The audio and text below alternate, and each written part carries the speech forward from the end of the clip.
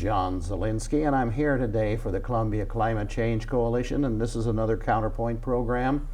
I found this book in the library, and I think no home should be without it, especially like this George Bush fiddling while Rome burns, and of course Rome is the entire planet Earth.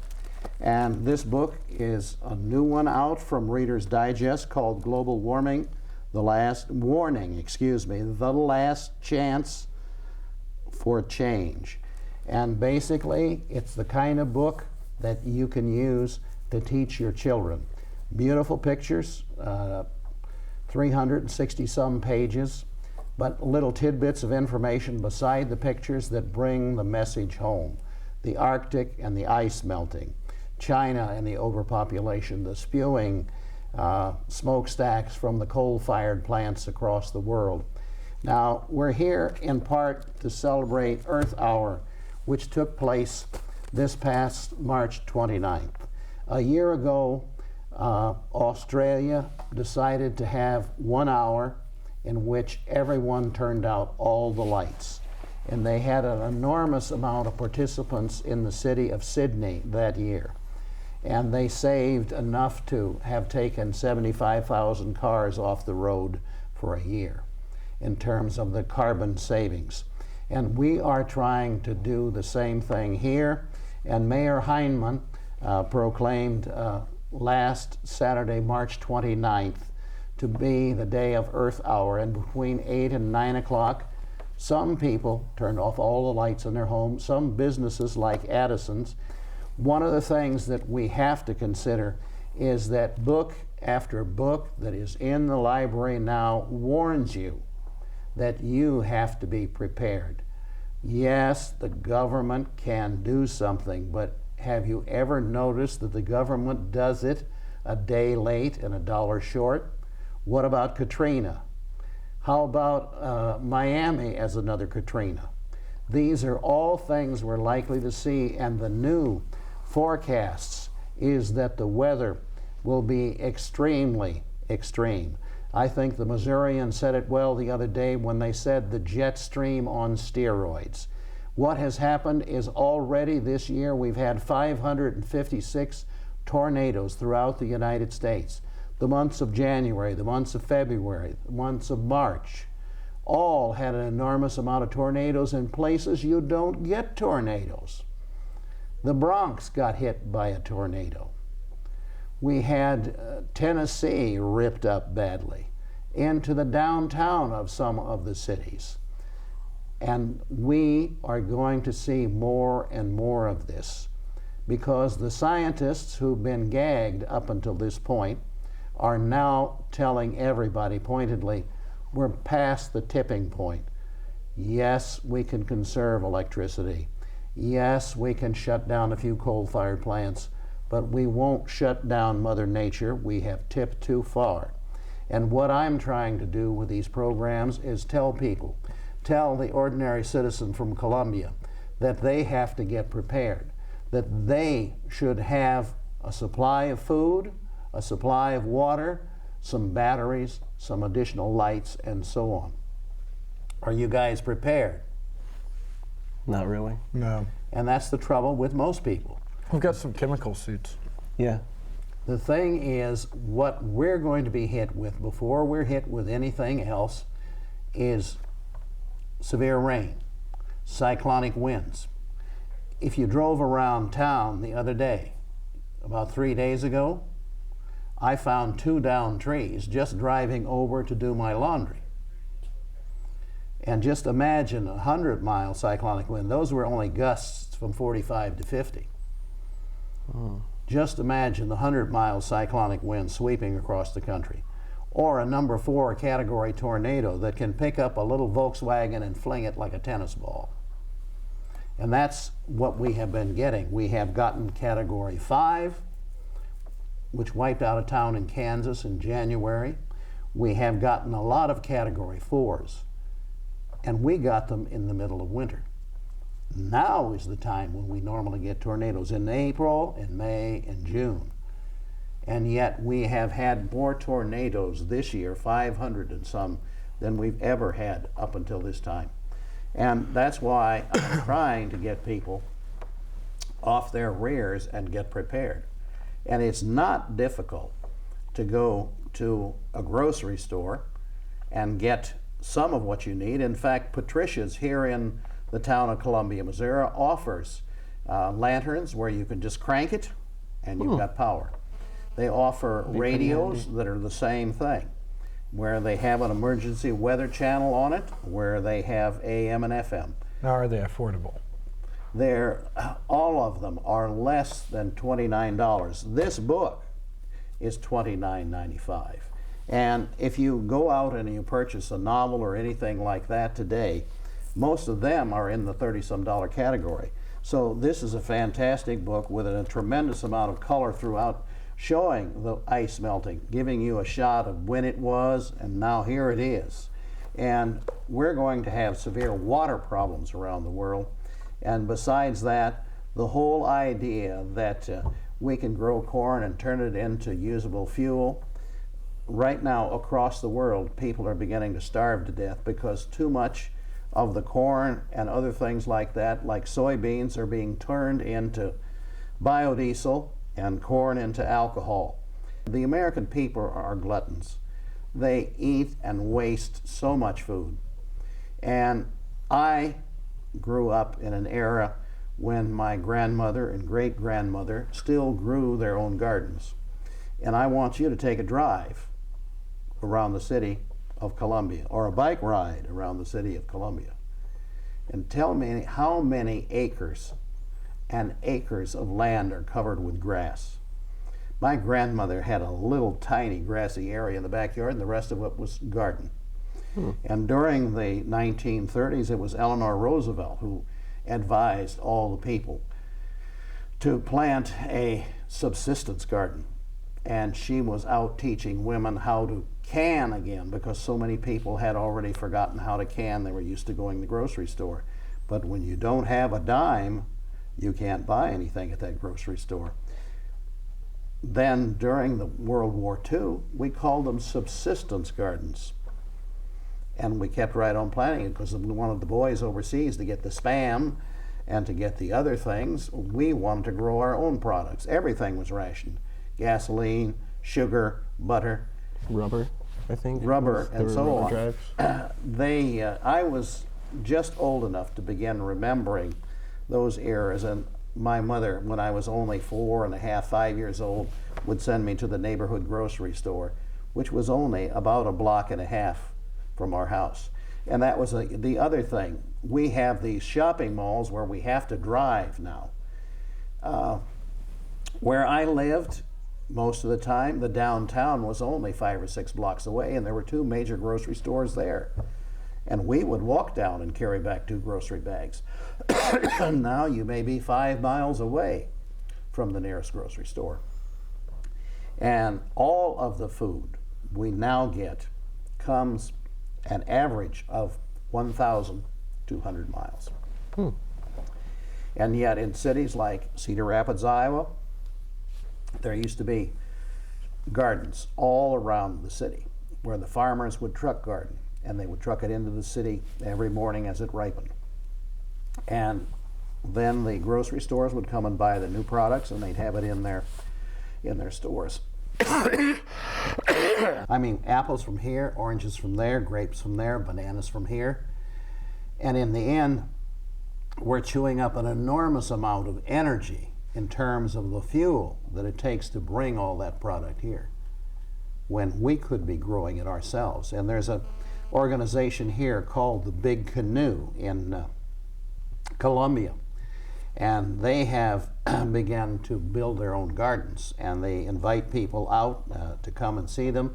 And I want all groups that could be affiliated with the Columbia Climate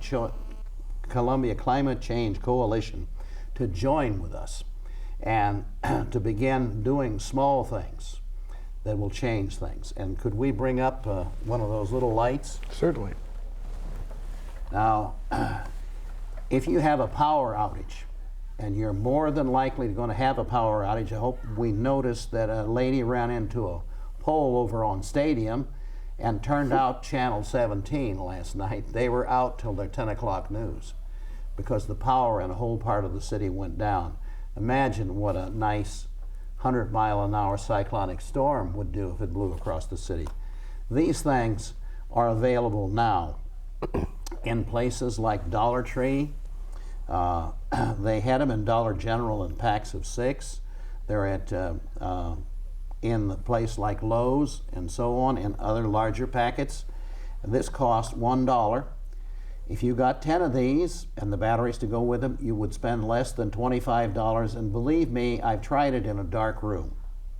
You can stick one of these things on the wall. It will take the thing off and stick it on the wall. You got enough light to get around. And if you stick one over the pot, you got enough light to read by if you prefer to sit in there and read. Anyway, the LED light is the newest development for saving energy, and we have yet to get to the point where we can buy the screw-in bulb cheaply. It cost about $34 to buy one of the screw-in bulbs. But could you hand me the other thing? Certainly. Okay. This little thing came from Dollar General, and there's a whole bunch of them out now where you can have your own lights to read by or to camp by, and this thing has a dual function. You turn it on and off twice and you get twice as many lights. They're making them now with dimmer switches. In fact, there's a new thing now, a little bigger than this, that you can stick up on your ceiling. And then you put the light switch over there, and it's an infrared light switch. So you can come in your house just as if you would normally turn a switch on. You switch it and the overhead light comes on. What I'm saying is it is coming that time when we do need to be prepared for global warming to cause major catastrophes in the weather. Tornadoes and other things like that, and what you're going to lack is drinking water. Because if it messes up a city, it'll mess up the water supply. Now, you can go without eating for a fairly long time, but you can't go without drinking water more than a 24-hour period before your body begins to ask, hey, I need help. And there are some simple water filter systems that you can buy for the home that are independent of electricity and independent of the faucet, and you can pour almost any kind of water through. They're called ceramic filters. And how much do those things cost? some of them can be gotten for as little as $25 or $30. You get ones that you can take camping with you, and campers carry in a little canvas bag. And you can take those up in a mountain, and you've got a stream there. Hopefully the stream might be clear from a spring, but the way we pollute things today, it's hard to trust anything like that. And very quickly you can filter a couple of quarts through that. So you don't have to carry water with you if you carry one of these filter systems. Now you can upscale. There's some ones for around $100 to $200 that use ceramic filters. You pour the water in at the top, and in one case they said you can even take water out of a septic system if you had to, and put it in the top, and it will take out all the biologicals and other things like that by the time the water filter's out the bottom. And this is a Berkey water filter system. It was invented in England about the time the British were spreading out to Timbuktu and other places like that. And no soldier and no unit went without its Berkey filter. And they've improved those over the years, and they are readily available. You can go on the internet and find out information about them. But I am working on a variant of one of my books, and I have done 22 books so far, and I'm calling it Surviving Global Climate Change, Make Your Home an Ark. Just have enough food and stuff ready at home. Now, I'll ask you, if you had to go home, shut the door, and you couldn't go out for 10 days, could you still be eating? Not without eating cat food. Well, there you go. Hey, you know, Cat's highly one of the nutritious, though. greatest tips was people do eat cat food. Older people who can't afford the prices of things. But there was a doctor who said, and he had been a vet before he became a regular doctor, he said, if I had to be trapped, what I'd get is dry dog food. He said, we take better care of our animals than we take care of ourselves. You could eat that dry dog food for a month and you'd stay healthy. Gravy Train's good stuff. I've had it before. That's it, Gravy Train. More portion. But the point is, It's Roy not makes a gravy train type. right. It's all not that hard to do something, to Yeah, I just can eat plan dog ahead. food. I mean, rice and beans, and you can get a little container that has chicken flavor, and ham flavor, and beef flavor. They got that new fancy feast that's made with like lobster and stuff, eh? There you go. yeah, There you Hey, go. Gourmet but, apocalypse. I still go for the regular tuna. And Let's never forget the good old potted meat, though. that's right. But hey, try that for 10 days straight. I'd rather. No, have as I fancy said, you can get a whole variety of things. And back in 1999, I did a book called Surviving Y2K, the Amish Way. And I saw all these people asking you to buy this big can that had all of your meat dried in it and so on. I said, why do that? You can get one of these little dryers, and I bought them at a garage sale and or at the Salvation Army. And I cook a piece of meat, let's say a piece of beef, and I got 3 or 4 big pieces left. I cut it up into small pieces, throw it on that dryer, and by the next day it's dried hard. I can throw it in a jar and save it. Anything can be preserved easily. I have dried apples and potatoes and other things like that. But all of those things keep well too. I mean, a couple of pounds of apples, some potatoes, which you would eat on regularly anyway, just as long as you keep a supply of about, say, 20 pounds on hand for yourself over what I said is a 40-day period, because I see the time, and so do some others. James Hansen, who's head of the Goddard Institute at NASA, has said that we will see some major storms that could put the power out for some people for as much as a month or so. Now, I lived in Leavenworth, Kansas, and about 5 or 6 years ago, we had a major winter storm in October when all the leaves were still on the trees. And it caused major limbs to fall, taking down wiring all over the place. I lived a block and a half from City Hall. I was out for 5 hours. But I met some people in Leavenworth who were out for 2 weeks before the power came back on. And this is a difficult situation if a town this size gets hit. We have some luck in that we have a power plant here, but many other cities across this state don't have a power plant nearby. There's a city, and I'm sorry I can't call the name right now, who on the 18th of April will go off the grid. They're going to generate their own power. It's in upper Missouri now.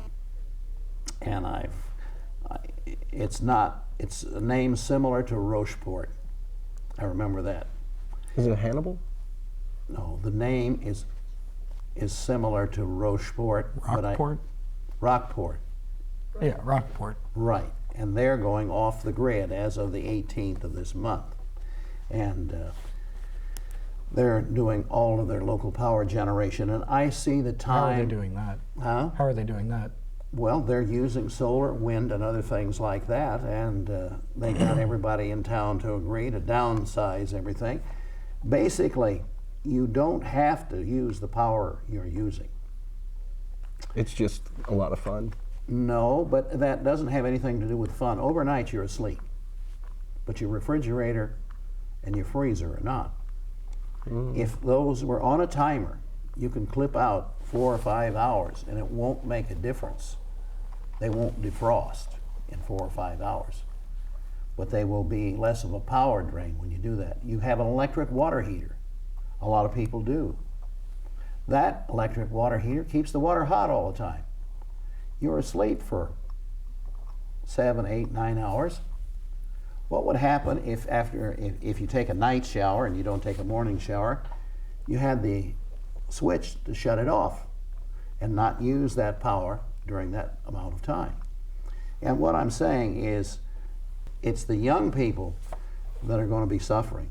I'm going to be long gone by the time it gets really bad, which I think it will within maybe 15 or 20 years, to where we might just have to hunker down in places that are partially underground because the wicked winds will be so bad. Now, my father, who passed away a number of years ago, when he was young, said in the month of June they had a snowfall that was sufficient that for 3 or 4 days everything was frozen. And my grandfather, who ran a grocery store, began cutting meat into tiny little slivers and putting it out for the birds because they were dying because the birds' metabolism isn't sufficient to sustain them for a long period of time, and they could find no bugs, no worms, because the ground was frozen. But we're going to see, and we have seen, some real weather anomalies just this past year. In the last 2 or 3 weeks, we've had 3 severe hailstorms. Nothing as bad as the other year when it dented all the cars and smashed the sides of buildings, but we're going to see some of those kinds of things again, along with really violent storms. And we need to plan ahead to do something about that. You can't sit back and say, hey, let's let the mayor do that. Let's let the governor do that. Let's let the president do that. We've already seen in here, George Bush fiddled while Rome burned. And basically, this is what this country has done. We were the last country that didn't sign the Kyoto Agreement to try to do something about it. And what's happened is around this country, mayors have stepped up and signed up to the agreement. Governors like Schwarzenegger have signed on to the agreement. And I'm still waiting for the mayor to do something about this town. Yeah, the mayor isn't doing anything about this town. Yeah. Well, I will disagree with you. That mayor rides his bicycle around. How That's did you true. get here? We I walked. walked. Good. Hey, here's somebody that's being faithful to Earth Hour and so on, saving the power and the expenditure of gasoline and so on by walking. And I have a bicycle, which I intend to drive here or pedal here when the weather gets a little better. I'm not as good as the mayor. I mean, he goes out in all kinds of weather on his bicycle. But as I said, he is at least setting an example for the community in the bike things and the creation of bike trails and other things like that. You go to a bunch of other cities and the mayors have done nothing. And we, of course, talked about the university. When this Earth Hour came about, there were lots of homes that cut off power in the city. And there was some reported savings according to the information that I have in this, that were the articles in the Tribune. But the university didn't turn out a light. And they have their own power plant. They could have turned out the lights. They have the power to do that. And it wouldn't have been that much of an inconvenience to most to have been turned off for an hour. Now, why didn't they consider just turning off the power to the entire city? Alarm It clocks is a and matter stuff. of choice, You can reset alarm clocks. and we don't want to be dictators. That may come. A time may come when we will be rationing the power and say, okay, between the time of 12 midnight and 4 in the morning, there will be no power. If the United States were to regard global warming and the climate change the same way as they regarded World War II, when they bombed Pearl Harbor, they were woefully inadequate. There weren't planes, there weren't tanks, there weren't boats. And yet, within a very short amount of time, within 6 months, they had so geared up across this country that planes, tanks, weapons of every kind, ships, were all coming off the drawing boards and being put to sea and so on. And this is what we need to do. We need to get off our bottoms, start walking everywhere we can. We'll be a lot healthier. Now, what about segways? Are those environmentally friendly? Segways. You want to segue into something?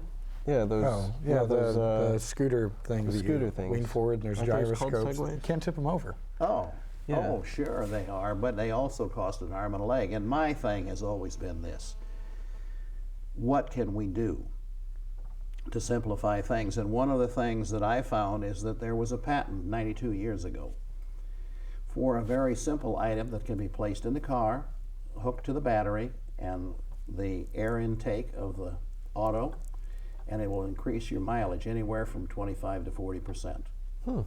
And it was patented, it was used. I've just talked to a businessman in this city that said, until a month ago I was being eaten up by the gas, and now I save from 1 to 2 tanks of gas a week using this fitting, and he said he's building a second one for another vehicle. And I'm going to have that on our website, Columbia Climate Change Coalition, and you can contact us through the Yahoo group as well, Columbia Global Climate Change, and through the email address and so on. There's a phone number, and the phone number is 573-529-9273, and leave a message and say, hey, I want to join. We're trying to get people to come together and join hands and really create something. And we think the big canoe thing, with people joining together to plant gardens, share seeds, and other things like that, are something positive that can be done. You can grab your own age level group. I can grab my neighbors, we're all old, and say, let's do a garden together. In fact, I'm getting ready now to plow my garden and start planting a little bit of everything there, just so that I can tell people to come by my place. See, I've got a small trailer, I've got a little strip of land beside that trailer, and yet I'm able to grow tomatoes and peas and green beans and a variety of other things, radishes, onions. And there's no reason why we all can't begin doing that with our yards.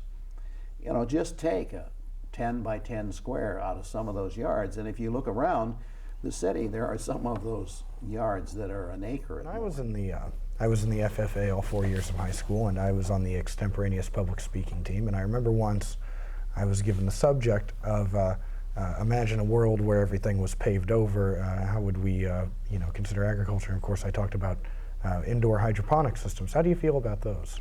Those work. Those were working during World War II.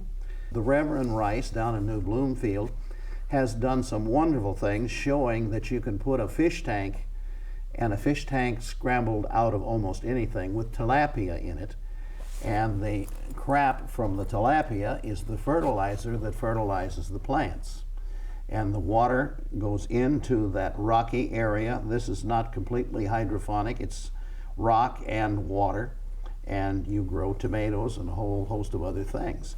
And yes, but there's not a lot of people who want to go ahead and turn their yard into a fish pond and a hydroponic thing. Right. I got a friend that has a really nice hydroponic system in his closet. He grows some really good stuff. Okay, well, we want to see that. Hey, put it on a future program. Absolutely. Closing. I'll put the closing on. Okay, this is John Zielinski, and I'm doing this on behalf of the Columbia Climate Change Coalition, and we're talking about what you need to do to be prepared for severe climate change. And if you live around Columbia, Missouri, you've experienced some of that severe climate change over the last month. Hailstorms, 70-degree weather and freezing again. Hailstorms, 70-degree weather and freezing again.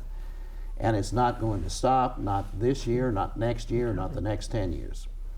Please join with us and do something with the Columbia Climate Change Coalition to make survival possible in an increasingly angry world. Clear. And I'm still syrupy. That's fun. I should have taken one of those.